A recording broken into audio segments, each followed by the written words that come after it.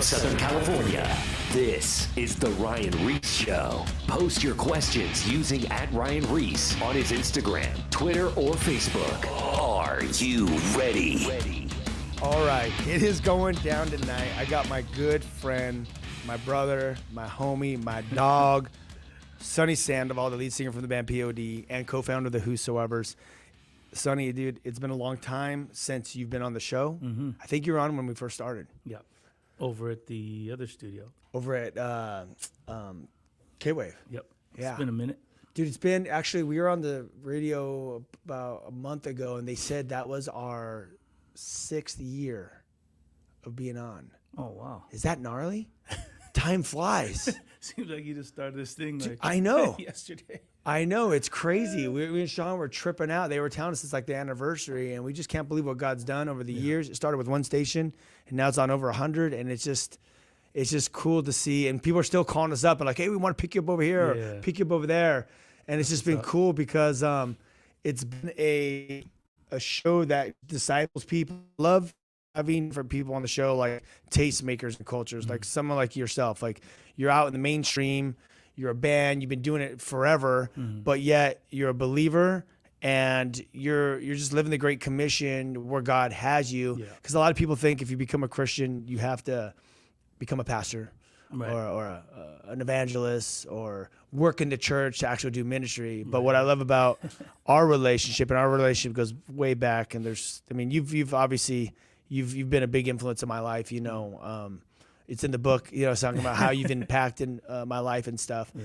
But it's been cool just to watch your life and how you've just been living for Christ in the world, not of it, but really doing the messy ministry of Christ. And you know, tell the listeners basically how you even, you know, just a rough overview how you got into the band, because I want to talk about how you got into the band and the purpose, and then just how God's been using you and everything you've been working on ever since to bring you up to now. It's a long story, but I wasn't raised Christian, you know what I mean, but always had respect for God. God he's woven into my family line, you know what I mean? The old my grandmother from Italy, Catholic, you know what I mean? Yeah. Just I've always had a respect for God. I just didn't know him, you know, and then God just started to pick off people one at a time in my family, and it was real, you know, coming from a broken family and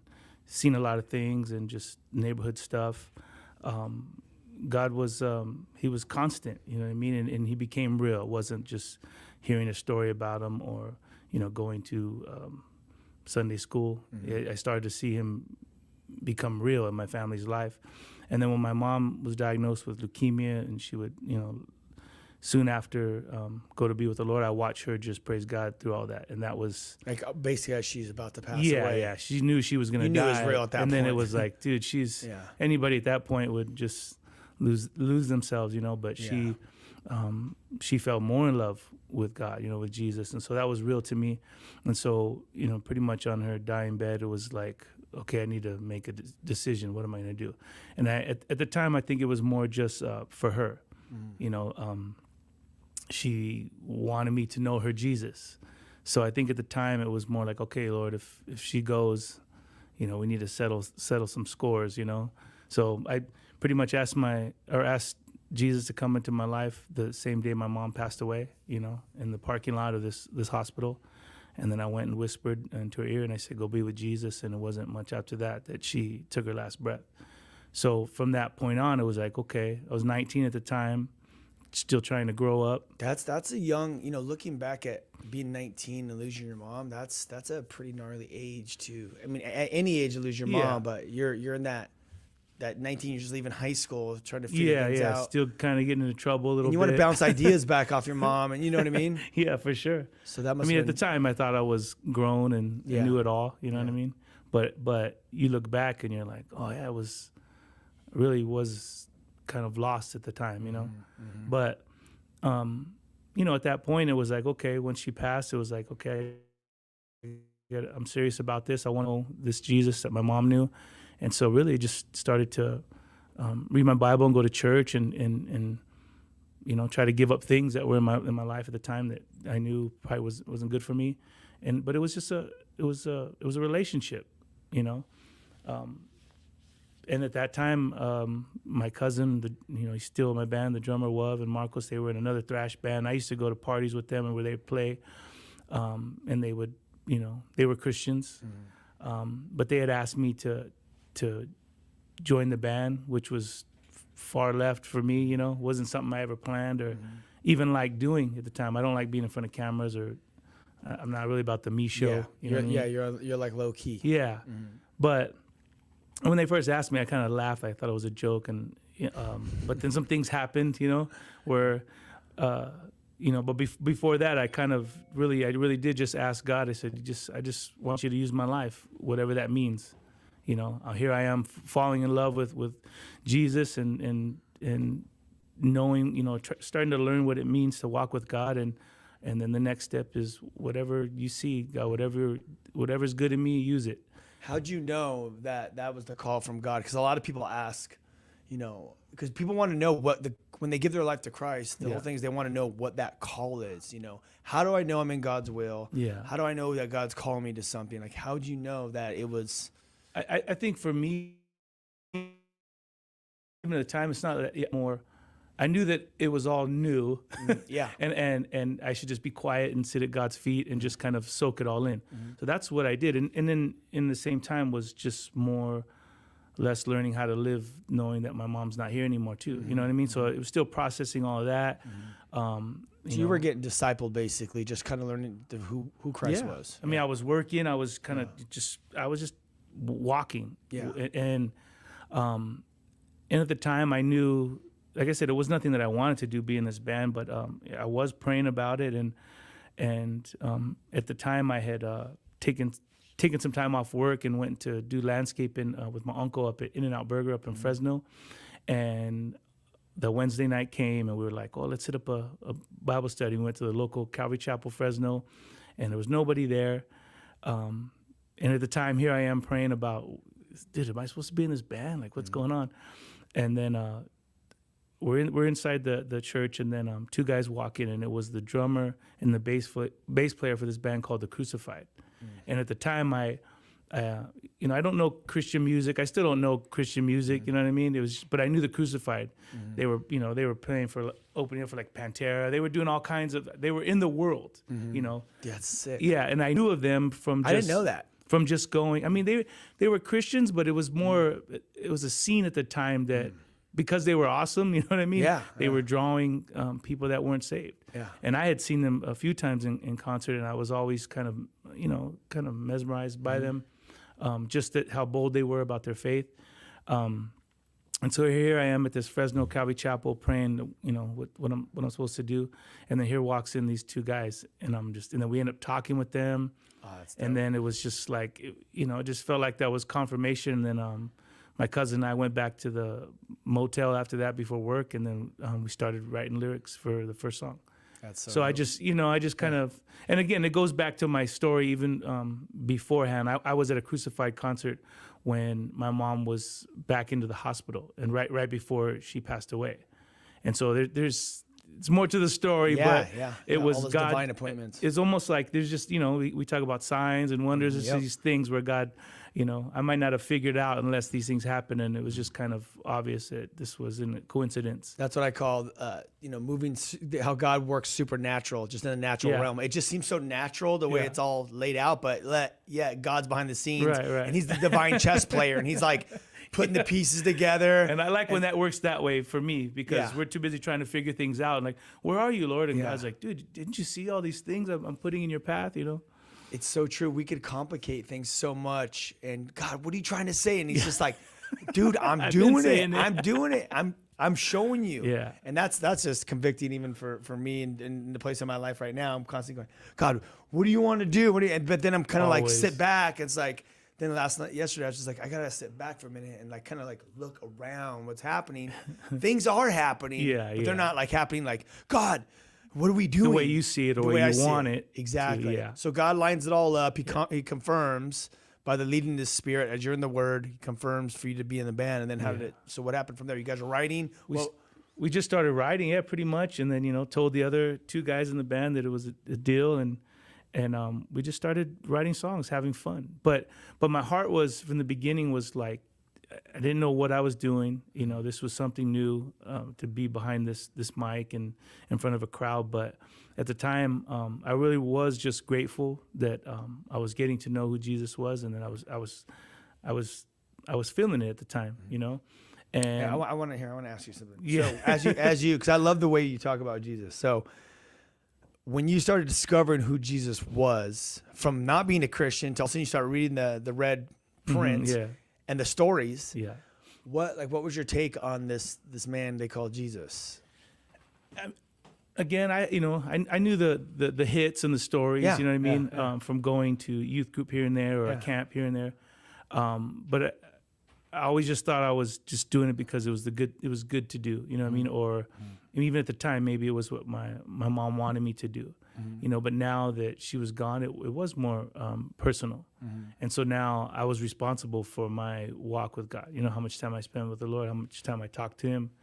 And I wanted to know who the Jesus of the Bible was, not this kind of westernized American, white, blue-eyed, Jesus. And that's what you see, like when you're on tour and stuff. You see this white still, westernized. Yeah, I have a problem. I mean, you look at it in culture. In culture, they see Jesus as this, American. You know what I mean? White, blue-eyed, conservative, Republican, all these things. And then even if they go even past that, they see it as this kind of hypocritical. What's the crusader? You know what I mean? They just don't have this picture of Jesus, and even as a kid, I would see like the guys on TV, and they say, send in $1,000 and your life will change, or then Jesus will bless you, and you know what I mean? All these prosperity type things, and all that it's just confusing. It's confusing to a kid who's like, dude, I just. It's just when the gospel is simple, where just Jesus came to love you, forgive you, and set you free. And it's confusing to society. People are confused religion. by all this stuff. They're confused by religion, and mostly they're confused by people that say, "Oh, dude, I am a Christian," and then it has nothing to do with Jesus. So, and that happens because we're not perfect. We make mistakes, and I've lived kind of.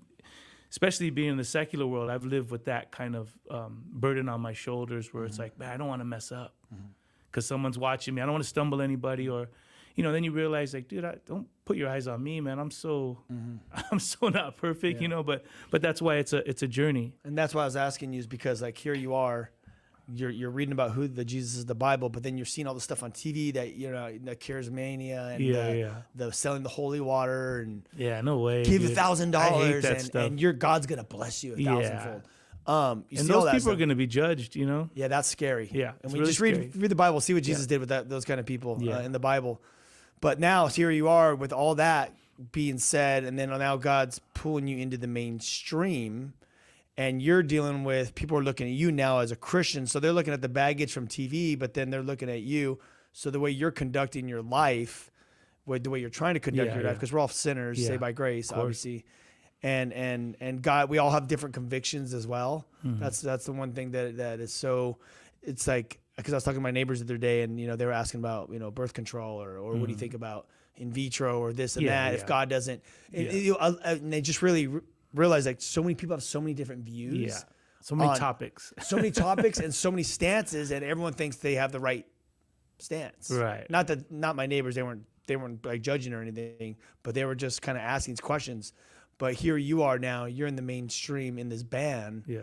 And how is that for you to navigate through that atmosphere, being a Christian, and knowing like how the world thinks of Christians, but yet who you read about in the Bible, Jesus? Yeah, it was a learning lesson. I never thought, even once we got in this band, it was more just so like, dude, I just thought we were gonna play keg parties where all my friends were at. So it's like, if I'm in this band screaming, about Jesus or about love or whatever God's done in my life, I figured somebody's gonna listen. So once we got our first show outside San Diego, and then then all of a sudden it happened that we can go outside the state, and then we jumped on a little tour here and there.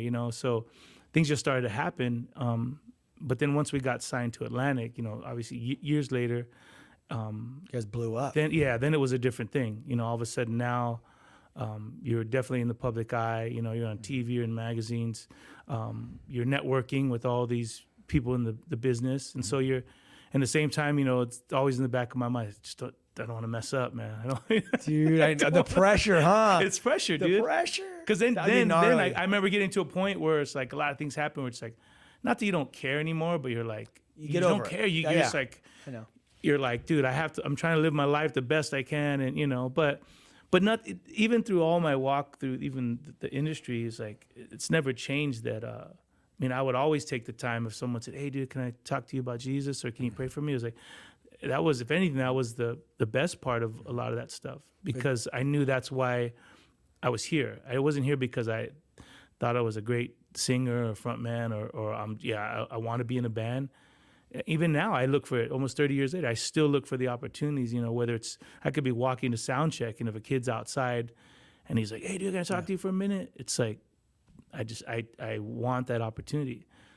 That way it makes all this, it makes it make sense. I've seen it over and over, and I've talked about it. We've talked about you on the show when you've been absent many times about how we'll be on tour and everyone's on the bus doing their thing or whatever, and then you're off, and there's like a line to whatever, it could be like 10 people, but 10 people when they want to talk to you about deep gnarly stuff. Oh yeah, that's a long time. That's like, an all-nighter. Yeah, you're talking 6 hours. Because you don't want to tell them I gotta go. You're talking 6 hours of like counseling. You know what I mean? Yeah. That's a lot of people. 3 people. When I have like a couple people lined up, I'm like, oh dang, this is gonna be this is gonna be a minute. Yeah. And to take that time, and when people start telling you those real stuff. Oh yeah. But I've seen you do it over and over, talking to people, praying with people, and just doing that Jesus ministry. It's that model. Jesus went from town to town, village to village. You're doing the only thing you're doing is you're doing it in a bus and you're playing music, and then you are doing the messy ministry Jesus model. But during that time, we're gonna go to break in like 10 minutes. But before that time, I want you to kind of talk about this stuff. You're out there. You're a Christian. You're not in a Christian band. You're a Christian in a band, and you're writing about what God's doing in your life. You don't have to have a Christian band. Everyone likes to label everything. They want to oh, he's Christian a Christian actor. Or he's a Christian. They think it gives them more legitimacy when actually it doesn't really. Yeah, people want the titles. It's not. You're a believer. I want you to be good at what you do. If you're gonna fix my car, I don't want to see the fish on your card. I want you to fix my car the way, because you're a great mechanic. I don't want to give you my work because you say you love God. It's like, dude, just be known by your actions and be known by your gift. Yeah, without the title, my question to you would be, do people call, if you didn't have your title, Christian, would people call you a Christian plumber? Would people call you a Christian? No, that's absurd. I think that's absurd. Let me see your life. Yeah, it make you can say it for a band, but if it's like, dude, you're a secretary, you're just you're being excellent, you're loving God, everything you're doing is unto God. It's like you don't have to be called a Christian, this or that. Yeah, they want the titles. Yeah. So okay, when you're going through all this stuff, there was kind of a little backlash, or not a backlash. I would say there was more of like the judgmental Christians were coming against you, as they always do. People that are whenever you want to do something for Christ in the world, and you're actually relevant with culture, not 10 years behind as like most of the Christian industry. Right. When you're relevant in like 2021 and you're actually doing ministry and you're in the world, all of a sudden you got all these haters that are like, they're not Christians. Well, what are they doing? They're on tour with these bands and this and that and this whole thing. And how was that? I know you've talked about it before, but how was that you going through this? You're literally going, God's called me here. Yeah. You're out there. You're doing what we were just talking about, but then you're getting this backlash. How'd you feel about all that? It was, here I am when it first started, kind of in this band. I'm just learning what it means to walk with God, and I feel like, dude, I feel good. Like He's going to use my life, or there's a reason. And then not only that, I feel like, okay, I said the sinner's prayer. I'm going to join this awesome, great family that loves God and be a part of something awesome and holy. And then the moment awesome and holy, as a 19-year-old, you're like, hey, this will be cool. Be a part of a community that loves God totally. and is feeling the way I'm feeling, excited. Yep. They're ready to go to war. Yeah, and we're on the same team. We're all on the same team. And then the moment you kind of meet this community. and then instantly it's not your story or like let me see where this person's heart is. It's like, oh, you have tattoos. Oh, your band's a little heavy.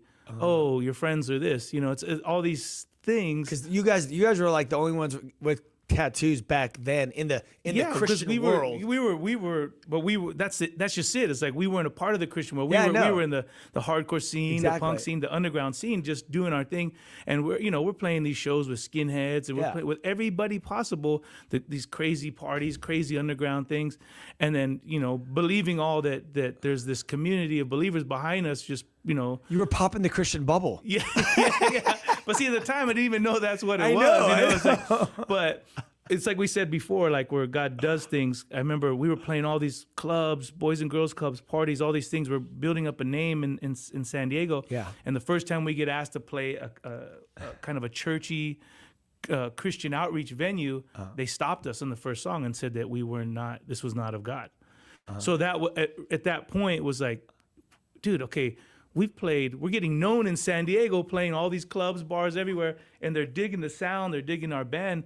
But the first time we do a Christian thing, they're like, this is not right. This is not of God. So again, I wasn't angry at it. Yeah. I just was like, oh, you know what? We're not supposed to be here. Yeah, confirmation. And it wasn't even until later that then you did see that there were bands that called themselves Christian bands. There was a scene, and it was like, and even though when we would play with these bands and kind of enter this scene, it wasn't a place we were ready to lay our heads. It was like, dude, we play wherever they ask us to play. We're not, we're not using the name of Jesus either to hype up my band. Because if anything, the scene that we came from is like, that's lame. Mm-hmm.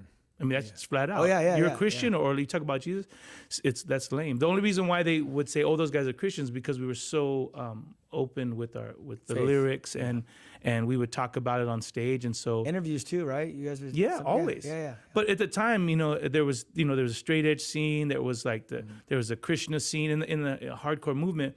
Everybody believed in something. That's kind of what made the scene, where it's like you're screaming about what you believe in. So we kind of took it the same motto, like, well, why can't I scream about Jesus?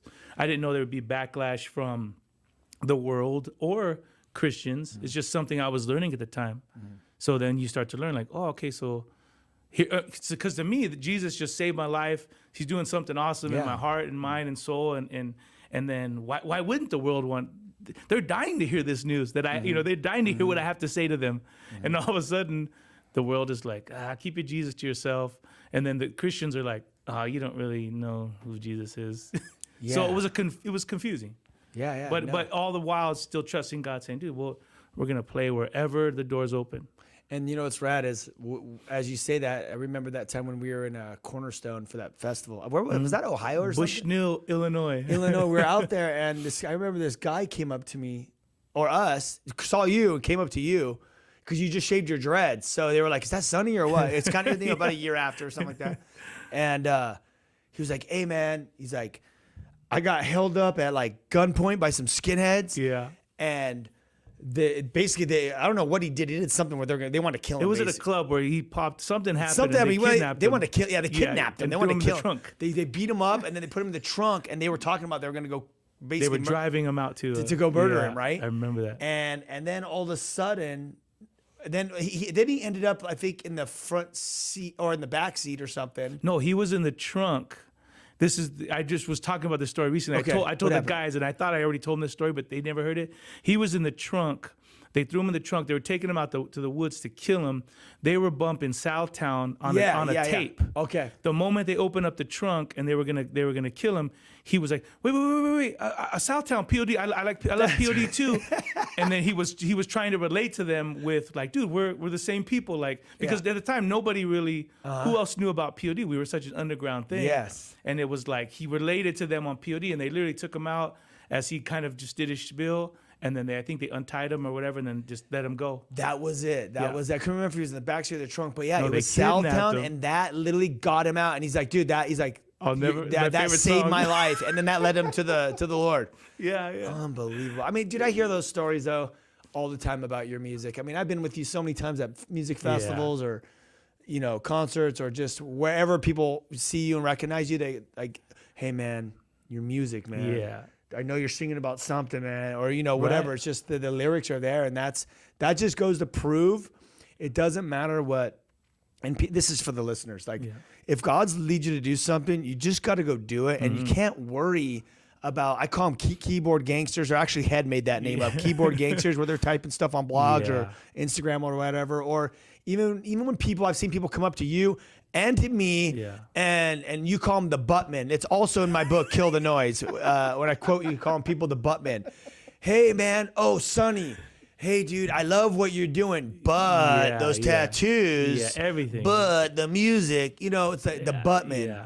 I do quote you a couple times in my book, for they sure. could always do it better. That's the thing. Yeah, and you have these people that come up here, and what they do is it's like the enemy. The enemy uses these people to come in and discourage the believers, and they like to fight amongst themselves. When really the enemy is like murdering and killing and getting people addicted to pornography and drugs, and literally killing people and taking them to hell. Yeah. Meanwhile, you have the buttmen, the squad of the buttmen that are everywhere coming in and just trying to discourage people that are actually reaching these people. And your music is proof. When I say ministry is what God has called you to do, that ministry, the voice that you have to the culture and through the lyrics, it is impacting people, and people are getting saved over and over again. And if God's called you to do something, don't get discouraged by these buttmen. I'm telling you right now. They ain't done nothing. Exactly. They ain't gonna do nothing. The majority of these buttmen that I've seen and talked to, buttmen and women, they haven't done nothing.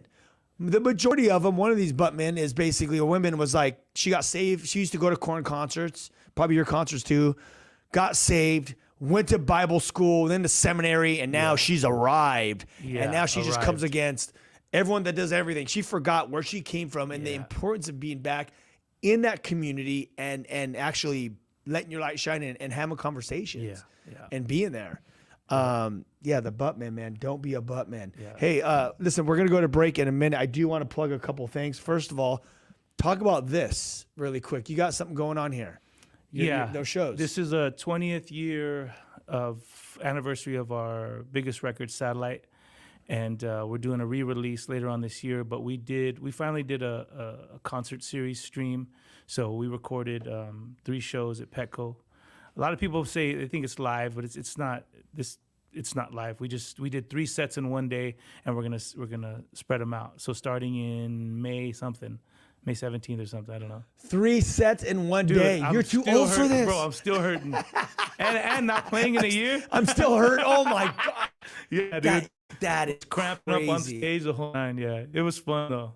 It was so nice because the Petco Park, they had the stadium lights on. Were people there? No. Oh, so it's just a full it's like a all film crew. Yeah. I mean, family and friends were kind of hanging out, goofing around. I didn't get invited, so it wasn't all the family. Shannon's in the studio. Your wife. Zach went, so. I was like at my house. I'm like, well, I'm at home. I don't got nothing going on. Dude, I don't know. I'm just joking. I know. I literally was in the rehearsal studio 9 days prior, from 10 to 7 with the guys trying to learn songs we hadn't even played in 20 years. So it was a wild 2 weeks. That is. But gnarly. it was stressful, but it was fun. It's all behind you now. Yeah, it's all dude. behind That's me. Crazy. 3 shows. Yeah. So we're wrapping that stuff up, and then they're gonna be streaming sometime in May. Okay, so I just reposted it on my story. Cool. We'll get that on the Whosoevers too. So did you give them the dates? May 13th, May 27th, and June 10th are the 3 premieres? Yeah. So the first one will be the Satellite record. Second one will be Fundamental Elements of Southtown, and the third set is Rarities. And those are songs that we did from our independent records to just throughout our career. Well, we're gonna be live streaming from the Ries house. I got my daughters there, dude. My son loves DJ Marshmello. Nice. I'm just doing music festivals for him. Yeah. And they just love it. So my son wakes up, he goes, Marshmello. I go, wait, Marshmello or Monster Trucks? And he starts bouncing his head. Marshmello. So it's either Monster Trucks or Marshmallows. Sick. Hey, we're gonna be going to break in a few minutes, or actually a couple seconds. I want to plug the Kill the Noise book, killthenoisebook.com. It's my book. It talks about how the Whosoever started. It talks about my story of faith. It's a faith builder. It's a tool to increase. You read it, Sonny. Mm-hmm. It's raw. Yeah. It's raw format, and it'll encourage you guys. You can buy it wherever books are sold, killthenoisebook.com, Amazon, Barnes & Nobles, Target, Walmart, wherever it's all sold. Buy it, purchase it, get it, give it to somebody. We'll be back in 2 minutes. Peace. More of The Ryan Ries Show coming up. Post your questions at Ryan Ries on his Instagram, Twitter, and or Facebook.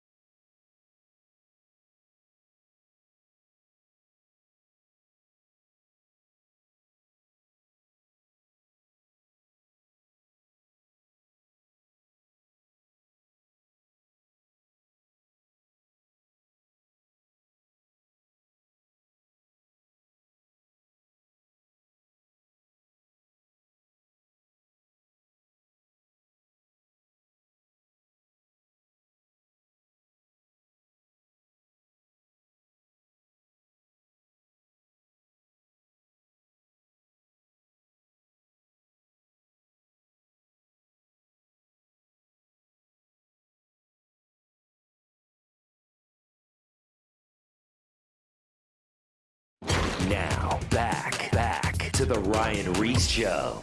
All right, dude, we're back. So let's plug that show one more time. So you got the show going on. You got the 3 albums with your band, P.O.D.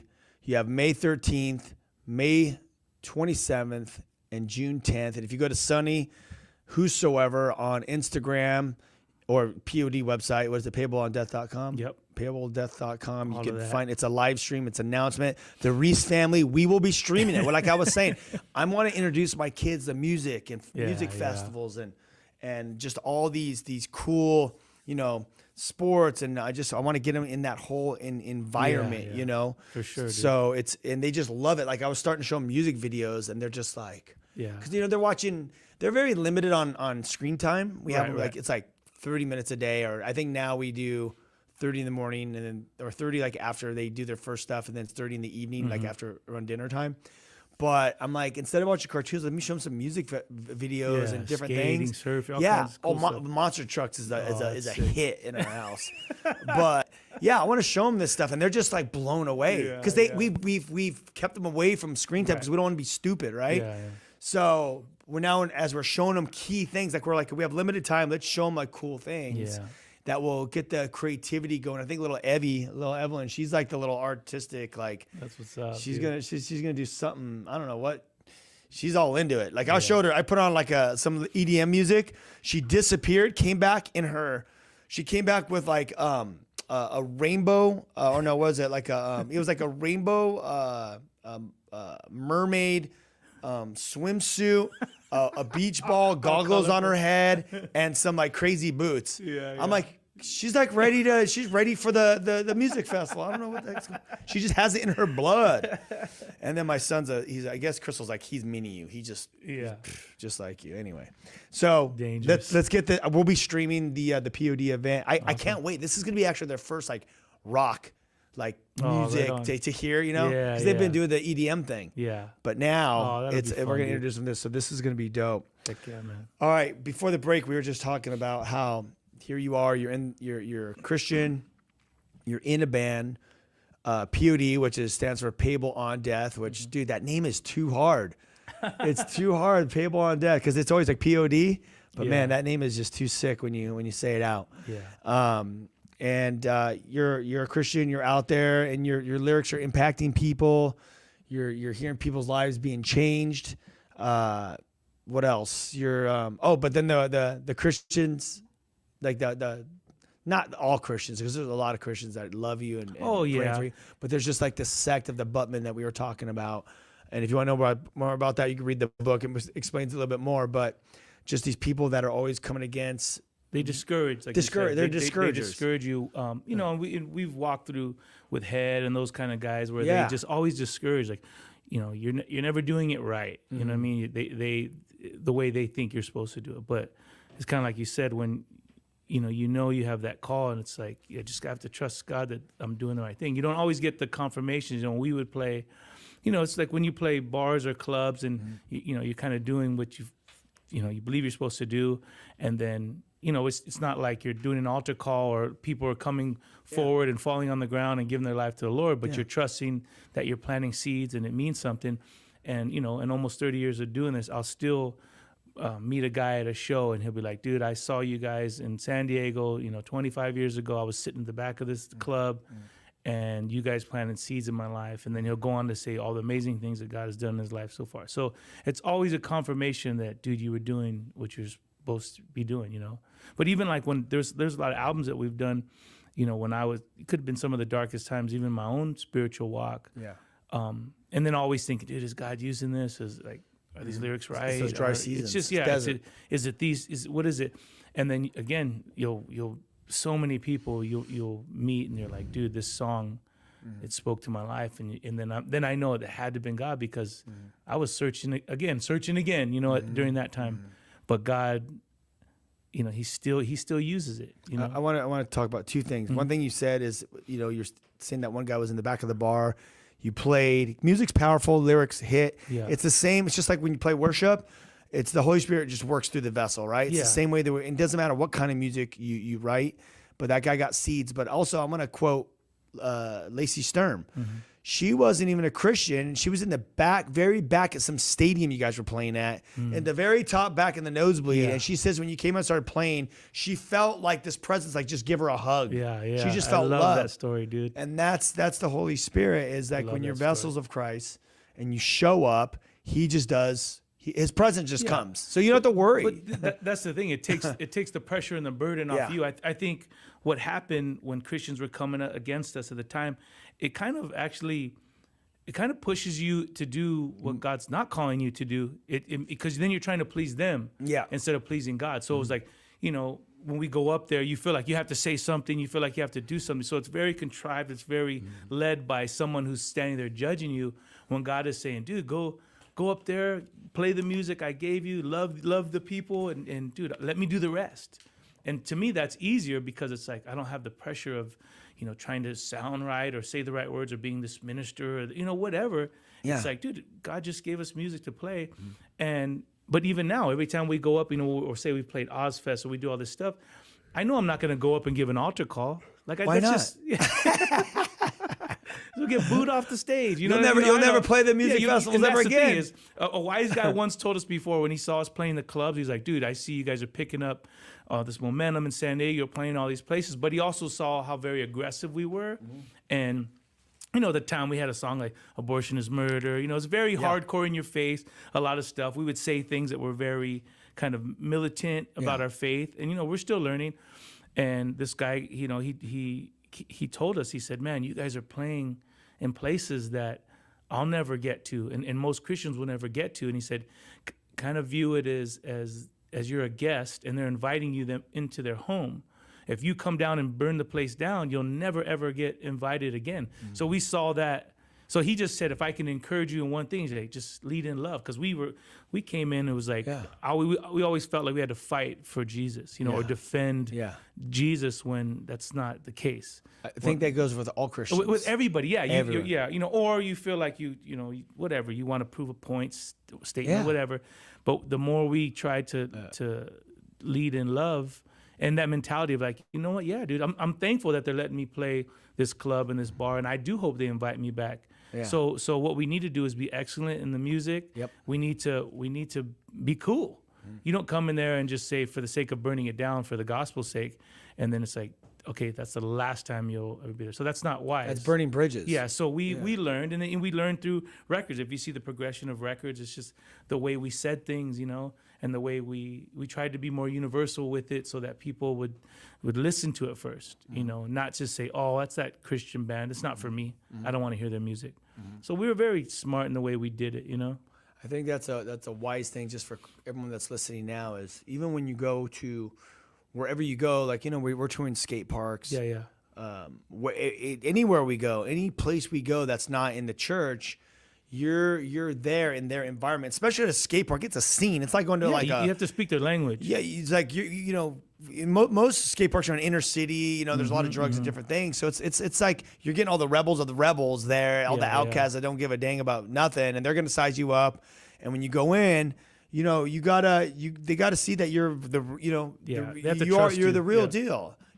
And before they're even to hear you, and then when you have that opportunity, you have to actually show that you care and you want to hang out with them. It's not you're just coming to close a deal. And then when all the barriers break down, like we do at the skate park, then you're able to share with them, but in love. But if you don't go in there and share with love, you're not going to get invited back to these music festivals. And I've seen you at all. I mean, we've been in Australia on tour. We've been all over the United States, in South America, different places. But you have a place in that that's where God has you in the mainstream. And I've seen roadies, I've seen band members, they'll pull you aside. They come talk to you because you've been in there with love. And even if you've never, ever, did altar calls from stage or anything like that. Let's just say you never talked about Jesus your whole life from stage, okay? But God has had you there. Yeah. But the amount of ministry that you've been doing backstage is with individuals alone. And I'm not saying you haven't, but I'm just saying with the amount of ministry you've done with individuals alone and people, if the Bible says all heaven rejoices when one gets saved, if that's always our quote in the Christian world, well, if just one gets saved, all the angels are going to rejoice, So back on people that are like, well, what if he's never done any of this? I'm not saying you haven't. Yeah. But dude, you've had a lot of ones. Yeah. You've had thousands of ones. And I that's again when I know that it's real, because I'm not beating anybody over the head, or I don't have an agenda, but even, when we go back to scripture and we're talking about learning about Jesus, whenever I read about Jesus, he was the king of relationships. You know what I mean? He wasn't just solo. It's like he built relationships, and in those relationships, you build trust. And so, especially, for me being in the rock world, most of these guys they've already fed up. They've had their bad experiences. They were raised in Christian homes, and they want nothing to do with God. So you kind of have to flip it on them. It's like, well, you know what? You've already heard it all. You probably know more scripture than me, because you were forced to study it when you were a kid. You know what I mean? Living in your strict Christian home.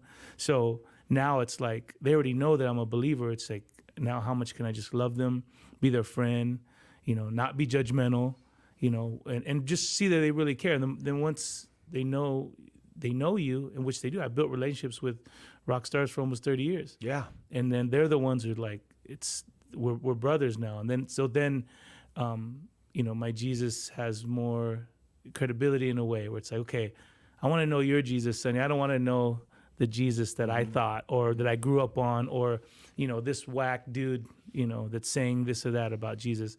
I don't trust that, but I trust you. And so tell me about your Jesus. And those, again, I don't knock on their door. Hey, or their bus door. Hey, can I tell you about Jesus? Yeah.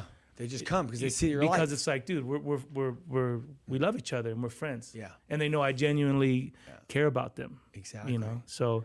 And I've seen that over and over and over again. And it's such an amazing thing. And that's why it goes back to, like, we can't go carry our lives about what everyone else is saying, because no one knows the backstory. Yeah.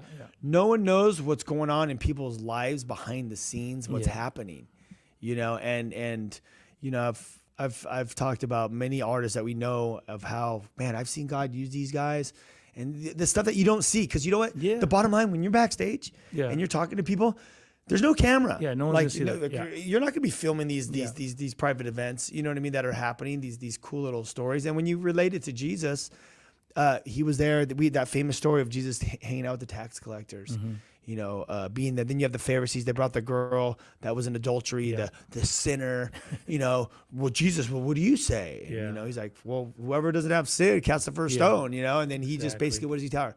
Go and sin no more. It's like, he didn't have this harsh, you know, this thing on sinners. He was very graceful, and he would, just to be clear, he'd be like, go and sin no more.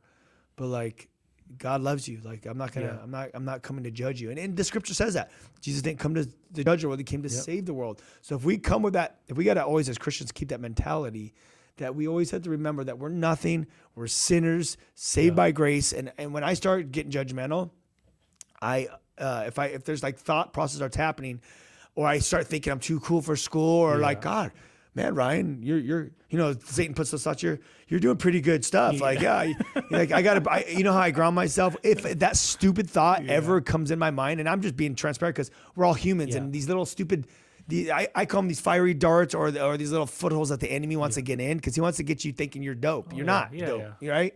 And what happens is, I always think about that time when I'm in the hotel room, or not in the hotel room. I was thinking about that time I was at my friend's house, which is now dead. He died from a drug overdose. And I was at my friend's, I was at his house, and I had money, house, car. I mean, I was living my dream at circa, like, everything I ever wanted. I wasn't a millionaire, but I was living like a millionaire because all the company was paying for everything. You know what I mean? Like, we had the millionaire lifestyle. And, but dude, I was there, and I was drunk. And I was empty. And I was high, and I was empty. Still, it's like all these things that people do to fill themselves, to fill like that, because we have this emptiness in us. Yeah. And I remember just sitting there, and I was like, I'm empty. I'm not high enough. I'm not drunk enough. And I was like, well, what do you have? Do you got anything else? And he's like, I got crack and heroin. And I just put it together, and I just started smoking it. And I'm just like, here I am in this place. And I remember just thinking, dude, I think I even shot up something too. I think I shot up some. Oh no, I didn't smoke it. I shot up heroin and coke. That's what it was. So here I am, drunk, high, shooting a coke and heroin in one shot. Like, that's like, people don't do that. You don't do that, And I'm just thinking to myself, God, I'm so empty right now, and I could just die, and I just don't care about nothing. And that's. And the reason why I say all that is because anytime I start thinking I'm something, I always go back to that moment, because that's that grounding moment that I realize I'm nothing, dude. You know who Ryan Ries is? I'm that guy. I'm that guy. For sure. That's who I am. That's everything I did in my life, and everything that led me to this moment that I became that guy. That's where Ryan Ries, my heart, will get me. The Bible says our heart is deceitfully wicked. Who knows it? God knows it. And that's what always grounds me, is I always take myself to that moment. And also, you know, but the side note of that is, you know, fast forwarding to when I give my life to Christ, God forgives me my sins. And then I end up in that moment in the dirt in the Garden of Gethsemane. And I'm saying that prayer, and I'm like, God, here I am. Now, this is me when I'm fully repentant, and I'm just like, God, here I am. I'm so sorry. I'm nothing. How would you use this dirty sinner this guy that you saved, what would you do with my life? And you were there with us. You were in the garden too, saying a prayer in the dirt somewhere else. Doing my own thing with God. Yeah. And God did something cool with me, and he's doing something cool. And there you are, you're in the garden, and you call those prayers dangerous prayers. We have like 9 minutes left. Tell us about these dangerous prayers in closing, because we're going to continue the show. I want to do another show with you, and I want to continue because you've been on tour, touring again with the Whosoevers, and doing your thing. You're the co-founder. So we're going to talk about that in the second show for this next weekend.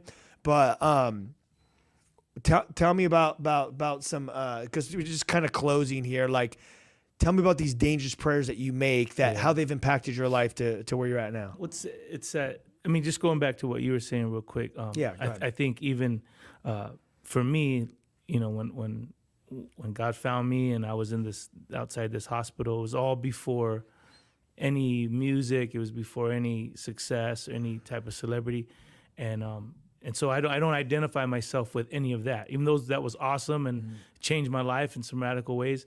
But I always see myself in that parking lot of the hospital, just saying, God, if you're real, come into my life. In the dirt, basically. Yeah, in a dirty parking lot, and I'll never not be that guy, and I don't. That's the guy I want to be, you know, and that's I think how when the Whosoevers formed, same thing, taking a break from music and saying, God, I don't identify with this music, you know, with rock and roll. It's like I just want to be that kid that was 19 that was so dependent upon you and so desperate for you that I don't forget that, you know. But then being in a rock and roll band again, great times, all this good stuff. It's easy to forget that person because now everybody treats you like a rock star. So, you know, you go through your moments of pride and we can see back to that person. Jesus, I need you. I'm lost without you. And that'll keep you grounded, you know. But I think about what you're saying, that all the stories in the Bible of the Gospels, you know, the pride and arrogance. You got Peter, you know, pull out the knife, put off the guy's ear. You know, don't worry, Jesus, I'll never leave you. And that's what all that stuff's in the scriptures. Because we're all human, and we go through these highs and lows. Great intention, great intention. But then the end comes in, put the pride in there, and that's the how we have to constantly keep navigating through life with Christ. God raises us up, he brings us down, he takes us into those desert experiences, but then in those desert experiences, so much fruit is produced. He feels so like, I feel like I'm dying. Like, what the heck am I doing here? God, can you even use this? Like, you can use it right now in this desert season, but all these, man, I went through a lot of this. But this is how God does it. You know, you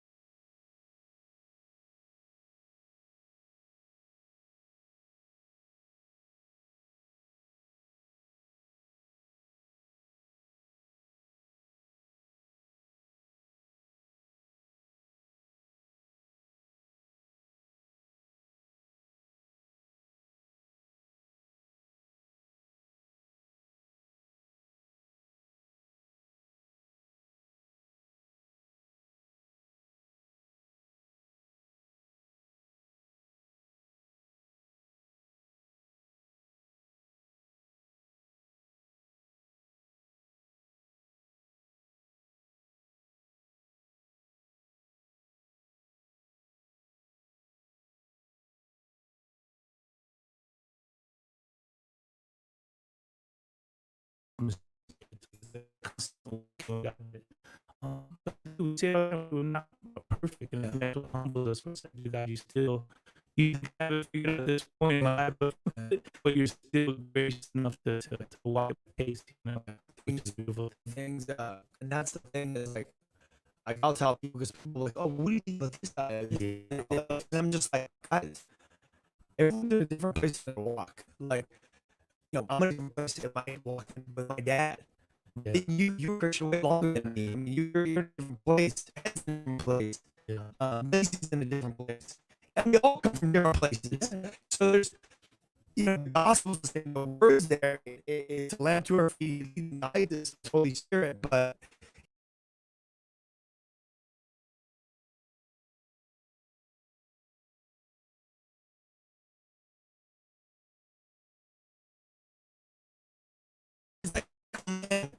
I'm this crazy thing. I got this we're praying for the horse. We're praying for the little condo, the little back house. So these things for she got them all, and she's like, "Oh man, dude, this church is amazing. I'm getting fed. I'm being used. I got my condo. I got my horse and everything." And she's been through hell. Yeah. And I'm excited for her. That's our home. I'm like, go. But she's like talking about how rad of a season she's in. And I'm in this desert experience, and I'm looking in my mind like, I'm so happy for you. I'm so happy that you're doing great.